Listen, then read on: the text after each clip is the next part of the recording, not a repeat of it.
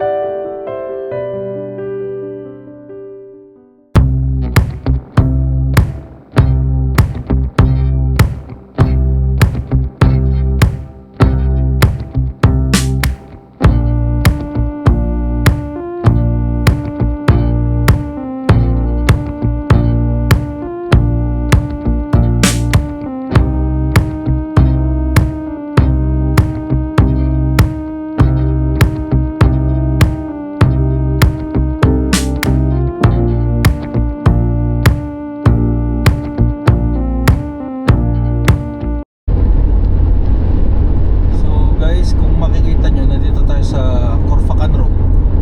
Meron pa tayong 25 minutes hanggang dun sa parking ng hiking trail na pupuntahan natin. Ang dilim dun sa dinaanan natin. Namatay yung ilaw dun sa section na yun ng kalsada. So nakakatakot lang, kaya brunite natin yung ilaw. Ito may mga ilaw na. Bumalik na siya. Ko lang alam guys kung makikita nyo dyan straight lang sa camera.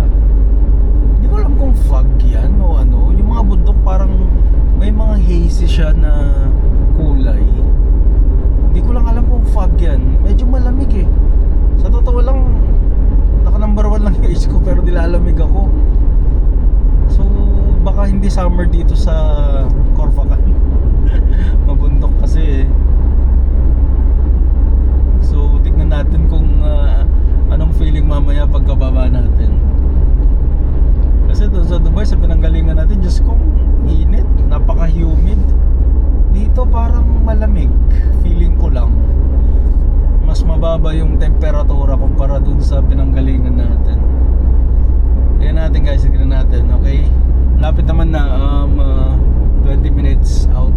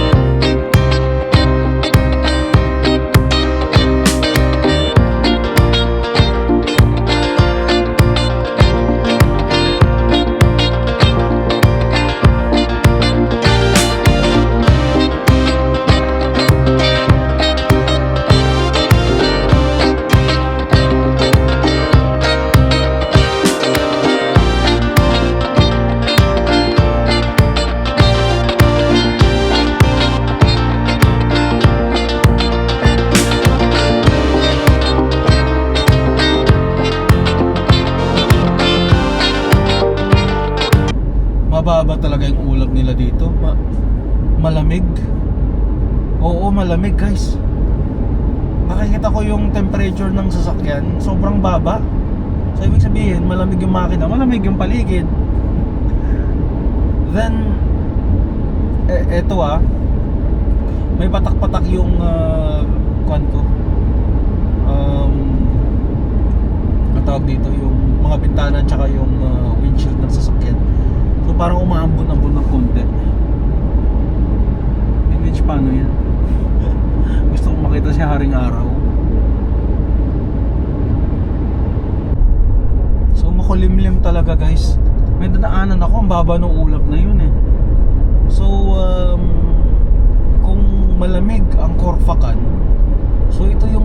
capital ng UAE. Parang Baguio lang sa Pinas, no? May summer capital din, nagkataon lang siguro na makulimlim dito.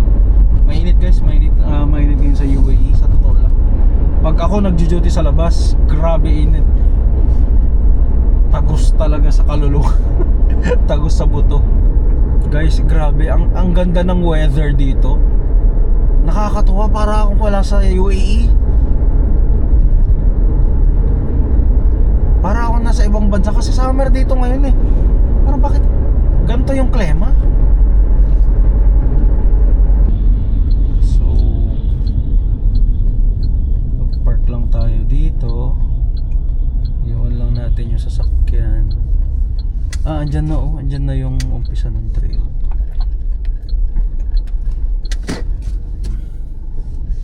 Kung nakikita nyo, may hagdanan dyan guys. Yan yung umpisa ng trail. Okay. Maliwanag naman na. Pwede naman nang hindi mag-flashlight kasi balak ko madilim pa saka pupunta sa sulong. Kaso lang medyo makulimlim pa. Ay, dito na tayo guys. Nasaan si Haring Araw? Anyway, mag-gear up na tayo. Dumating na tayo dito guys. Kulit pa ng buhok. So tayo sombrero. Dumating na tayo dito.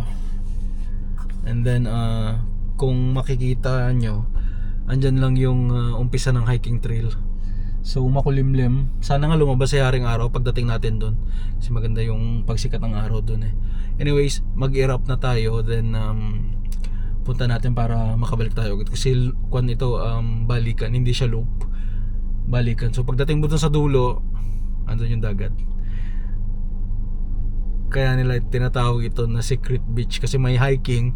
Pagdating dun sa dulo, andun yung dagat. Diba? So tignan natin guys. So nagkamali tayo guys. Mahumid pa rin pala. Pero ito na. Start na natin. Tara na. Let's go.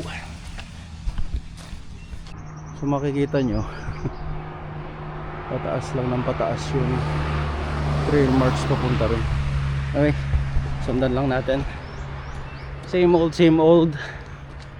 Well, I guess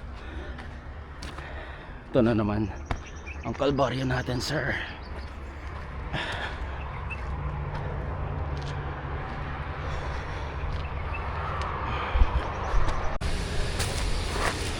Grabe. Kahingal.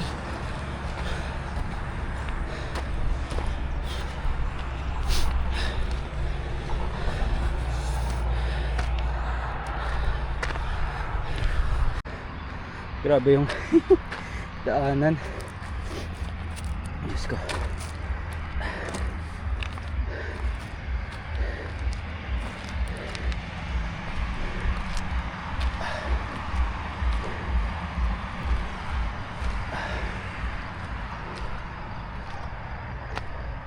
Matarik, sir.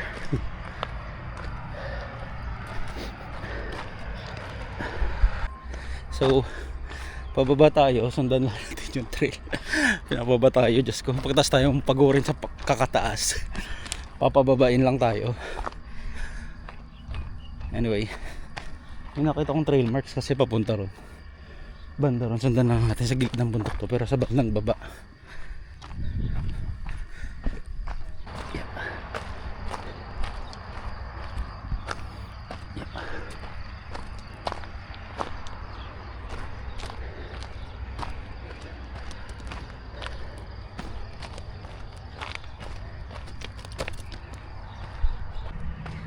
Dito may trail mark. May trail mark dito. Lapit na tayo sa baba eh. Kaso lang ginawa nila ng daan dyan, no? Dito sa gilid. So check natin, baka palagpasin lang tayo dito sa bundok na to. Then andyan na.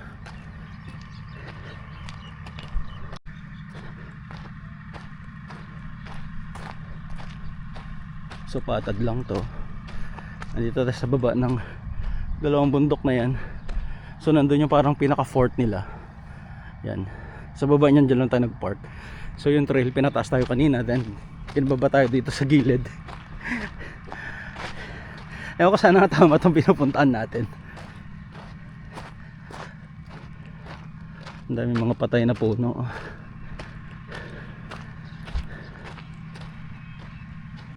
So guys, hinihingal ako maski sa patad.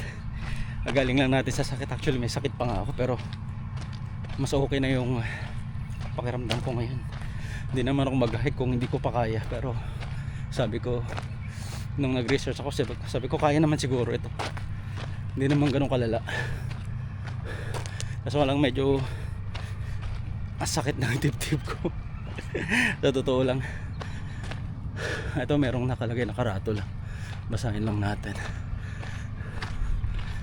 Guy, an archaeological site under the protection of Sharjah Cultural Heritage Act of 2020. Okay, promise na ako magkakalat. Pro-protect ko siya, okay? Basta pahikin mo lang ako at padatnan mo ako dun sa secret beach. So archaeological site pala to, no? Diyos ko, baka huwag naman may T-Rex. Mga raptor. So yung mga dinosaur pala dito nag-originate. Hindi naman, archaeological site lang daw nila. Ewan ko kung ano na-discover nila. Mga sinaunang Arabo. Mga ninuno nila. Ewan ko.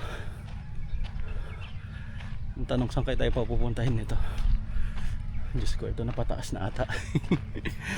Ay, pababa pa. Kasundan natin. Oh, mga boulder na naman. Kung makita nyo, boulder dito guys. Mga boulder field yan.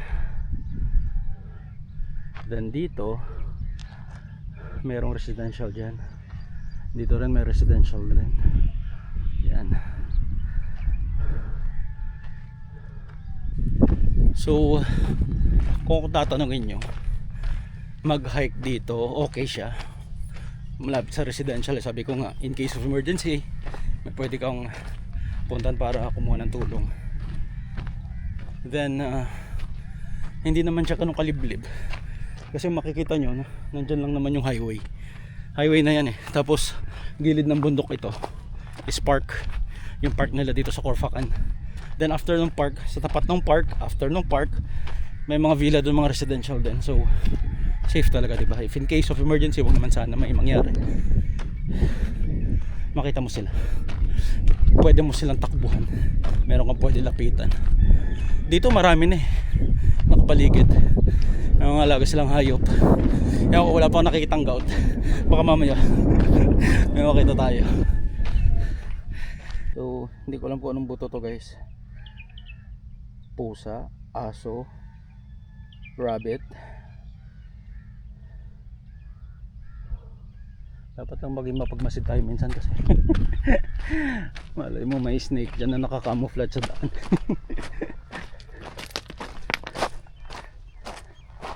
So nakita ko na yung dagat dyan, kaso lang hindi ko alam kung ito yung tinunton ng research natin, kasi alam ko sa bundok sila dumaan eh. Dahil pagbaba nila secluded siya na beach, hindi katulad nito. Pero tignan natin kasi may trail marks pa naman eh, sinusundan ko lang siya. May mga camper van din, may mga 4-wheel drive, pero hindi ko alam saan sila nanggaling. Ito pa rin yung sign. Then hindi ko alam kung saan tayo dadalhin ng trail na to. Anyway, sundan lang natin. So may nakita akong trail marks bakit doon sa bundok. Ito na ang Calvario Glen. Ito na yung hinihingi mong hagdanan. Anyway guys, akitin lang natin to, then tignan natin kung anong meron doon.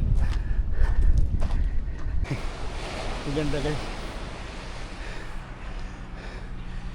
ganda na lugar, no?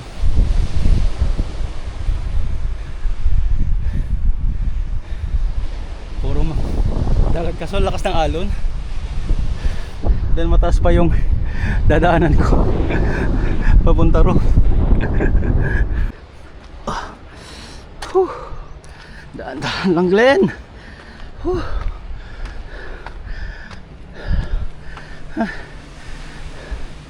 Ganda na lugar.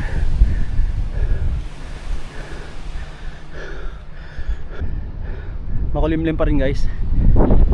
So makita yung trail marks, pupunta lang tayo dyan, then bababa tayo doon. Bababa dyan, yan yung secret beach na sinasabi nila. Secluded dyan kasi kailangan mo mag-hike bago mo mapuntahan yan. So tara nating tignan, puntahan. Tuloy lang natin tong pagpunta sa trail na to. Actually merong isang trail dito, ewan ko kung magdudugtong din doon. Mas shortcut ata. I-check natin, guys. So guys, I think andito tayo sa pinakatuktok ng hiking trail natin. Wala na ibang trail marks, pero dito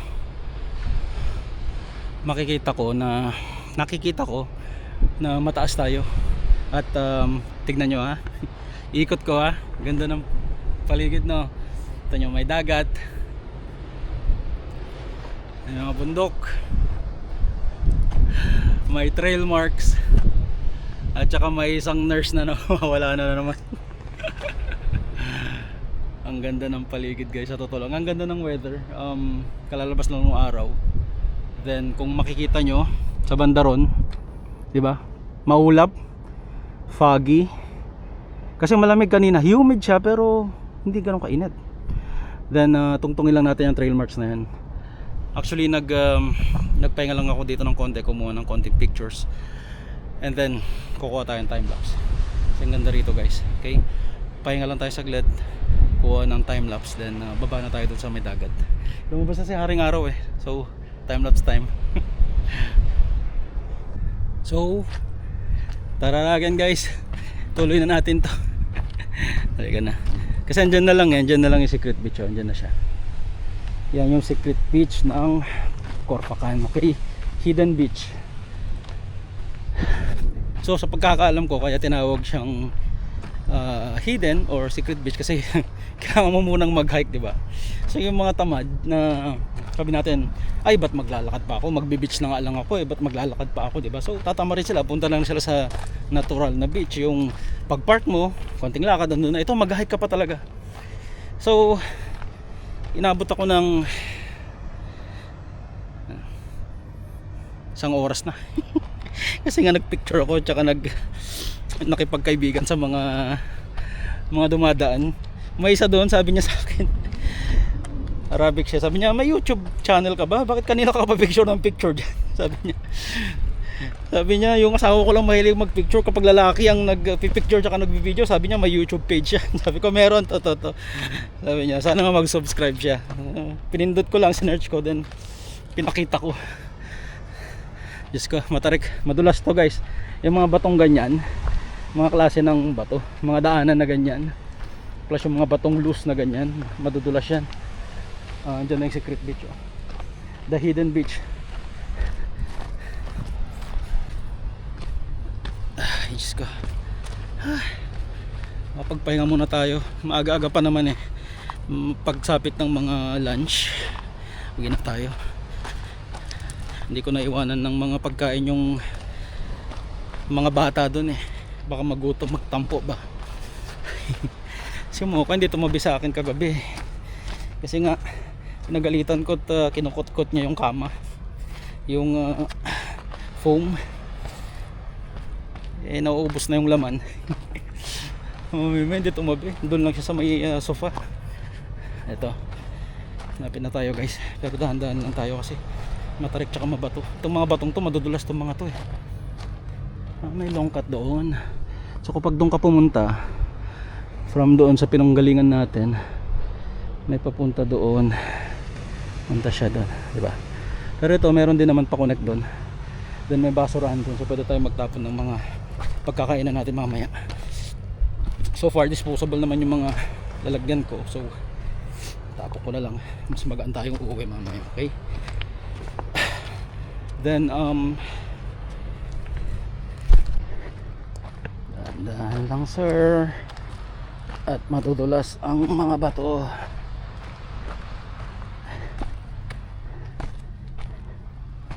Yeah.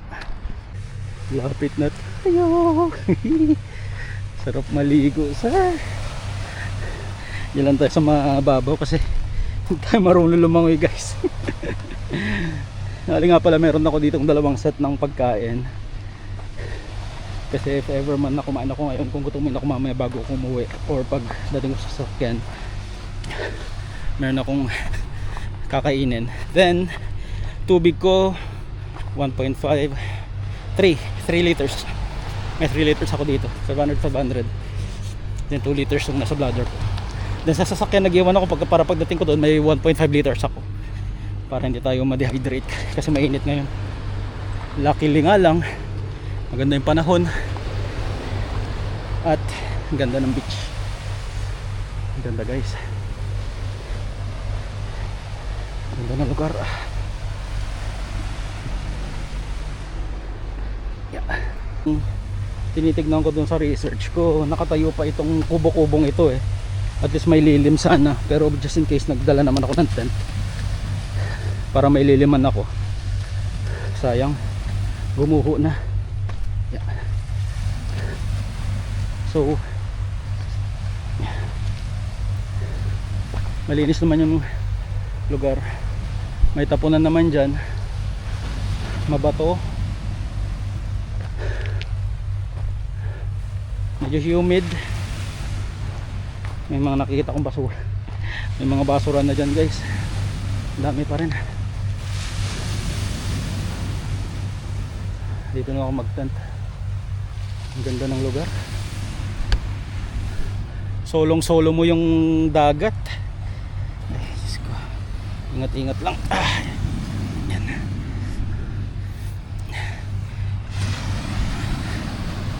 So dito ko na lang assemblein yung tent ko. Dito ko na lang assemblein yung tent ko para andyan lang siya malapit. May ihawan doon. Ang ganda. Ang ganda rito mag-camp. Ganda guys. Doon ang ganda ng weather. Makaka-relax. Magpalit lang ako ng tsinelas saglit. Dala akong tsinelas dyan para makapagtampisaw tayo.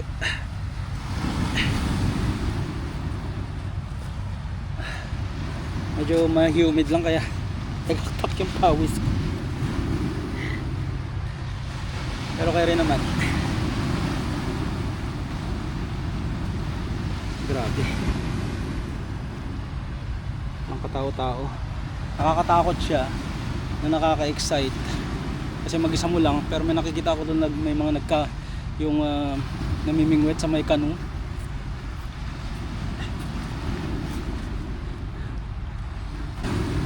So guys, kaya lang tayo muna saging.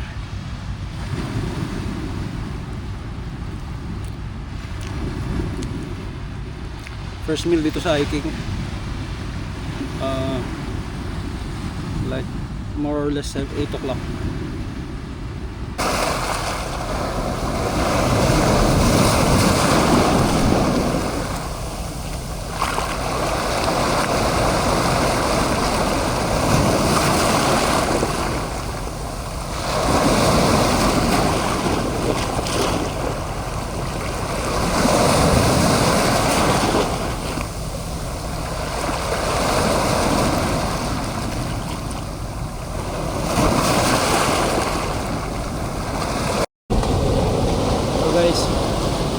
Malakas yung alon.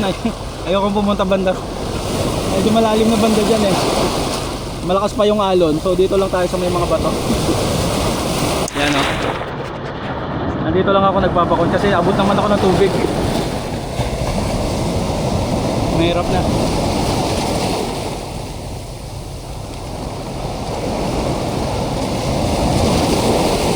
Sarap.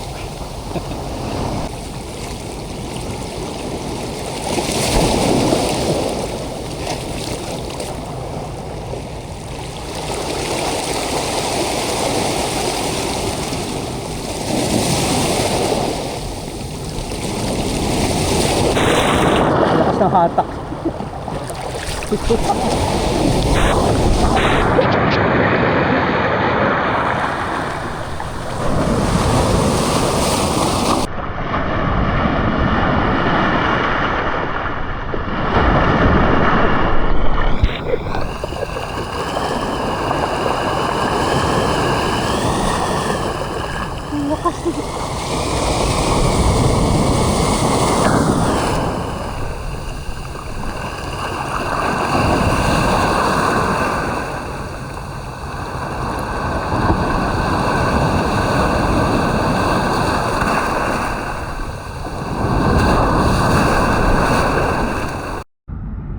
So, kain lang tayo guys.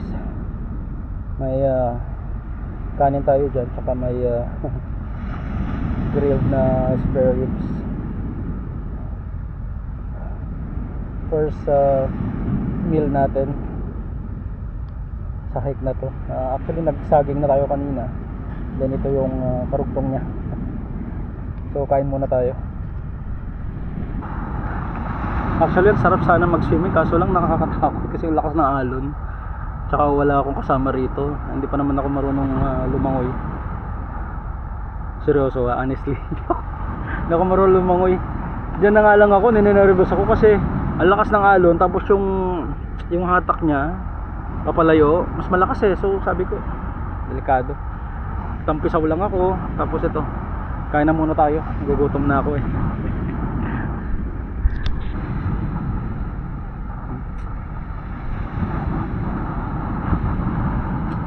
Ano ba yan? Daming buto. Kaya ang spare ribs ba?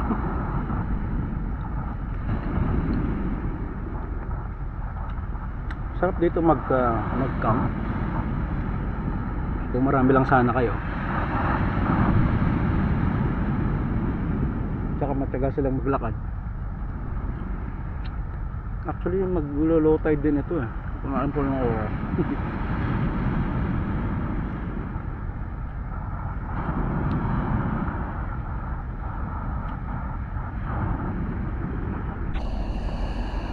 Guys, ang ganda rito.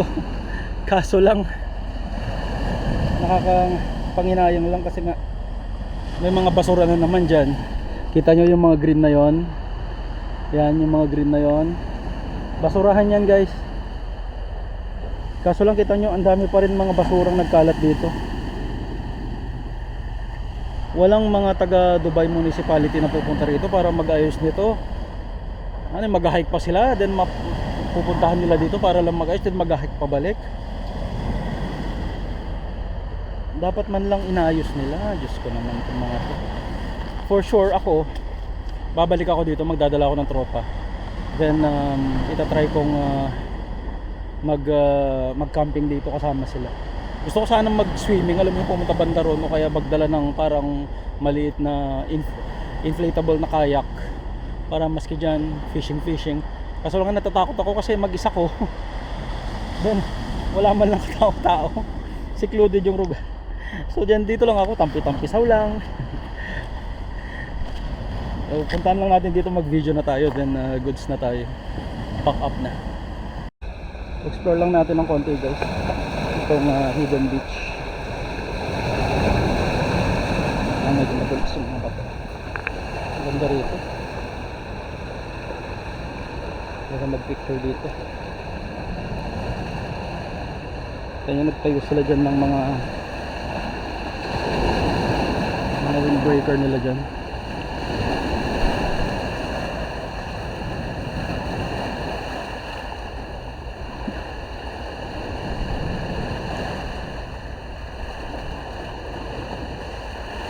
Sarap dito guys. Payapa. Kuha lang ako ng konting pictures, video, then goods na tayo, pack up na tayo. Wala naman na eh. Hindi naman ako pwedeng mag scuba dive or mag snorkeling. Diyos ko, malakas ng alon, no? Buti sana kung may kasama ako.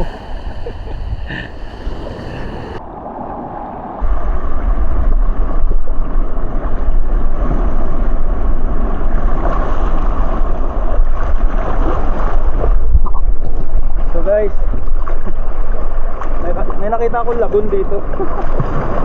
Dito lang siya sa mga gilid kung saan ko nakita yung crab. Parang space siya kung saan napupuno ng tubig, then natatanggal din kahit paano. Pero ang ganda, para lang siyang pool.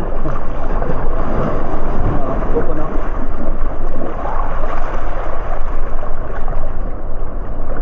Sarap, diba?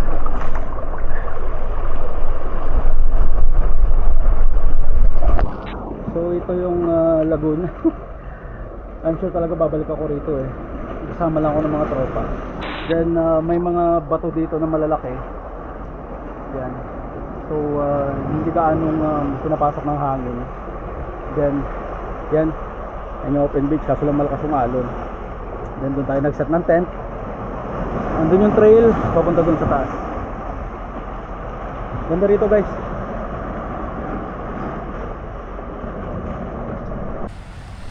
So guys, naka-video ba? Naka-video ba? Magpa-pack up na ako. So yung tent natin ito, yan, diyan ko siya sinet up.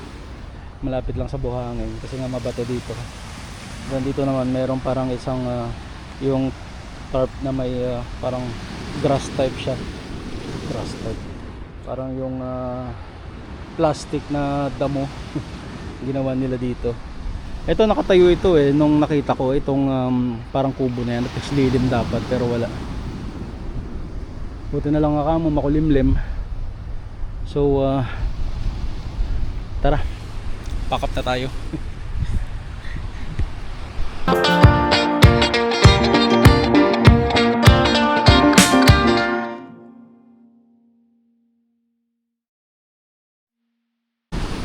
Uwi na tayo guys.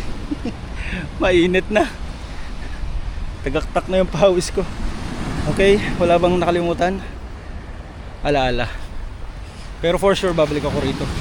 Dadala ako ng mga kasama ko para makaswimming tayo dyan ng maayos. Tara, uwi na muna tayo. Same old. Pataas kasi bumaba tayo kanina. Then yung pababa na lang doon kanina.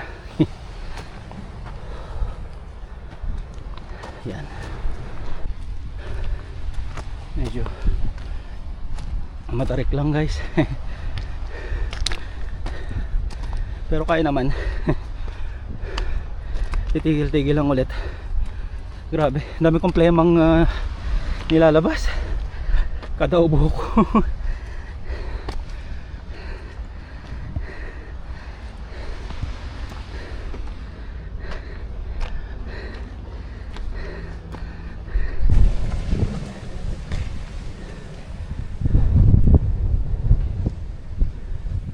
So may mga nagja-jet ski no, hindi rin sila tikal. Ay Diyos ko, sarap ng pakiramdam. May jet ski sir. Diyos ko, tarik ng dadaanan ko guys. Ay, dahan-dahan lang.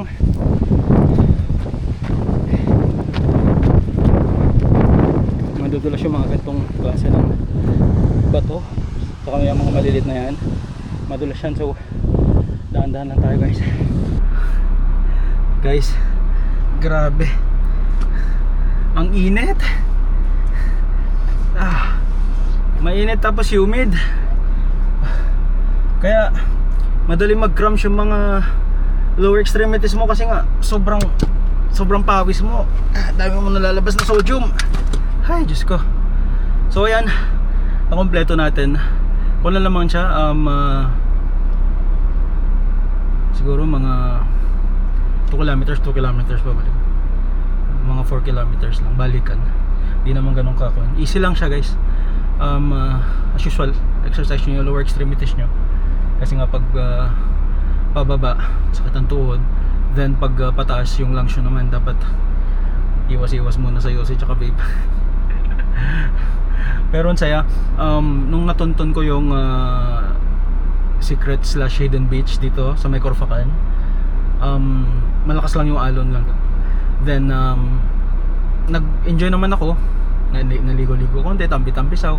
Kaso lang kapag pupunta kasi ako sa may bandang lagpas ng mga batuan guys, ang lakas na alon, mag-isa ko. Then Even though may mga malapit na residential, walang tao sa surrounding. So paano ko hihingi ng tulong if ever man magkaroon ng emergency, di ba? So mas maganda dapat tropa kayo, marami kayo, or body system kayo na pupunta rito. Mag-hike kayo. Pwede kayong doon mag-camping, then mag-overnight. Masarap doon, hindi naman mag-high tide kasi nga nakita naman kung hanggang saan yung tide niya. Kapag makikita mo sa mga bato kung basa ba siya o ano. So hindi naman abutin dito sa bandang dito. Kapag kung saan ko tinayo yung tent doon, hindi abutin doon. Maganda ron guys, maganda. Kasi tactical yung lugar eh. Napapalibutan ka ng bundok, so hindi ganun mahangin. Bali yung hangin lang pumapasok ko lang doon sa may bandang dagat, kaya malalakas yung alon eh. Pero overall, ganda. Surely babalik ako rito overnight, and then foods, barbecue, mga tropa, marami. Magdadala ako ng marami para masaya. Then pwede ka na mag-snorkeling siguro. Then pwede ka na manghuli, mamingwit ng isda, diba? Magsulba-sulba bida doon. Sana nga pag next na punta rito, medyo payapan na yung tubig, hindi na ganun kaalon. Kasi lakas talaga na alon. Kita nyo naman, diba? Anyway, next time ulit, samahan nyo ulit ako sa next nating mga adventures. Ngayon, babanatan naman natin mga beach. Ito, sinimulan ko na beach camping arc.